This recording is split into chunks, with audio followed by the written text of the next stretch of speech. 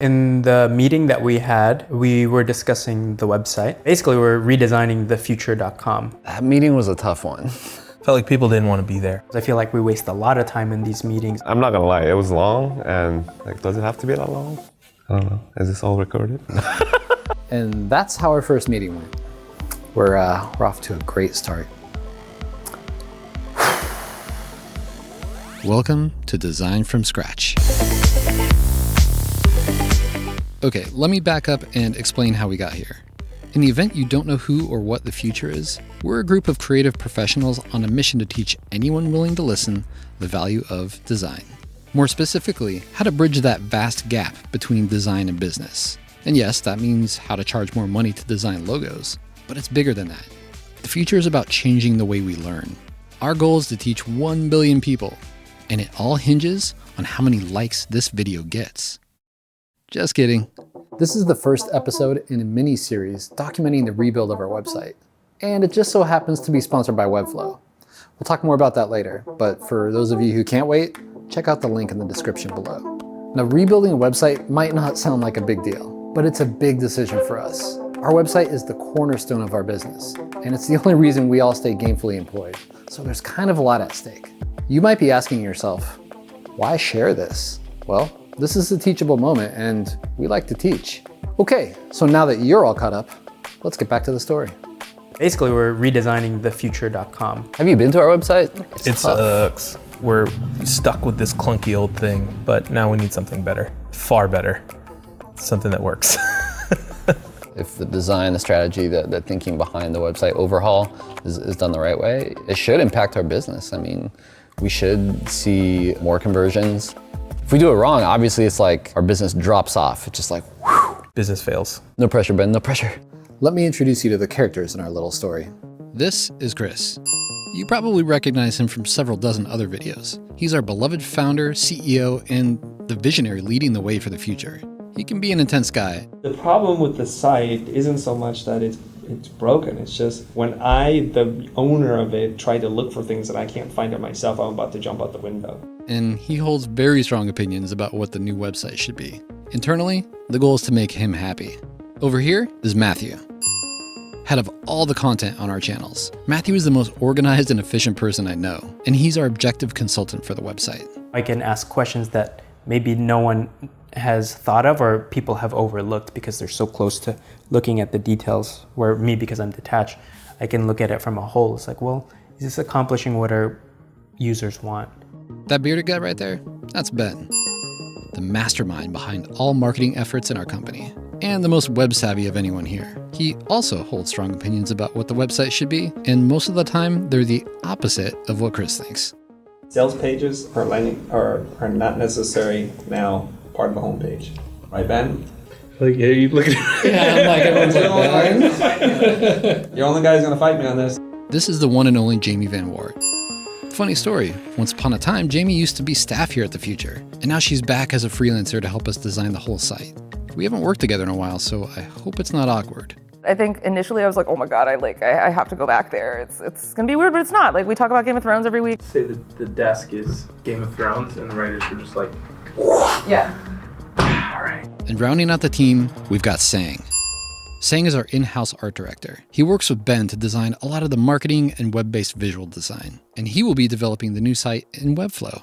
Fun fact, he's never used Webflow.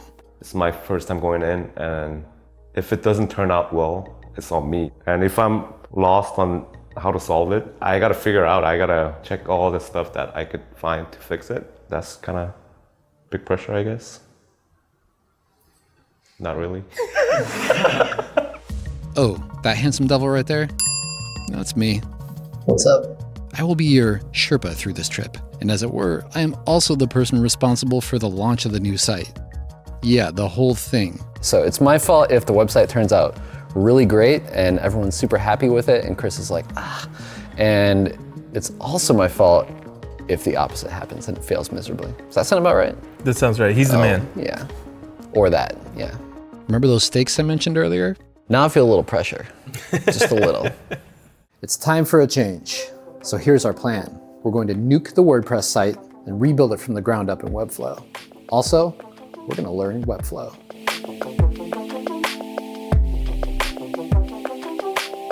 If you've worked on a creative project with a client, then you know how important it is to have a goal to measure that project's success. Simple enough, right? You would think, as experienced design professionals, that we'd apply the same strategies on ourselves as we do our clients. And sure, we try to, but sometimes we just get caught in the weeds and we end up moving in circles.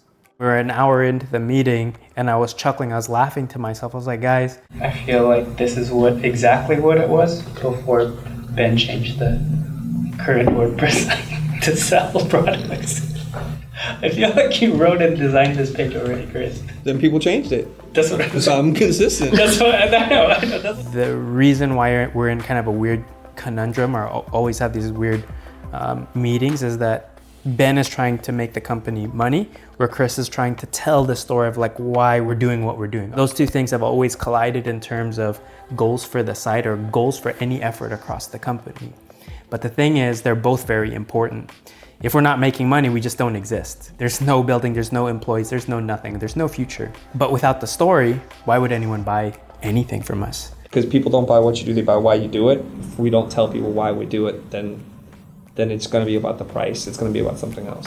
I understand the reason for both of their positions, but at the same time, I feel like we waste a lot of time in these meetings. And the reason being is it's very hard to do something like this for yourself. Which begs the question, why is it so hard to design for yourself?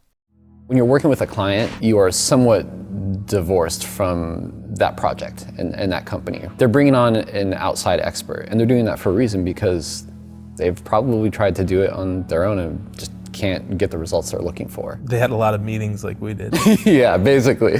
But as soon as we're working for ourselves and creating something for ourselves, something as important as the website, which is a representation of us, and all of a sudden there's a lot of emotional attachment to it. So then how do you stay objective when you're so emotionally invested in something? Can you read the label when you're inside the bottle? Well, to quote Mr. Doe himself, yes, through deliberate practice of passionate detachment. And that look on your face makes me think you don't know what that means. I didn't either. What Chris is suggesting is that we learn to separate the create mode from the critique mode. Kind of like when an athlete goes back and watches the tape from the game. This kind of creative detachment is our best bet at staying objective about something we had a hand in making. It's really in Greg and Jamie and Sang's court now to really drive and take it forward. I'm hoping they do that. Otherwise, I'm personally gonna be very frustrated. Challenge accepted, Matt. I'm optimistic. I think we can do this. All right. I'm sensing some resistance here. I'm a realist, man. We're talking about, one small step for mankind. No, this is a giant leap. All right. So we'll see what happens then. Well, we've certainly got our work cut out for us, but like they say, no pressure, no diamond. Okay. I gotta get back to work. Ooh, real quick. I know they're a sponsor and everything, but don't sleep on Webflow. Check out the link in the description. All right, later. On the next episode of Design from Scratch, what the hell happened? It's design time. We're good. And everyone totally agrees about what it should look like. What story are we trying to tell here? This scene's broken up. Oh, just delete the page? Let's make it infinitely better. Infinitely better, Jamie. Shots fired! Okay, is there anything else? That's it. Okay. Let's start the next meeting. Cool. Avengers Endgame.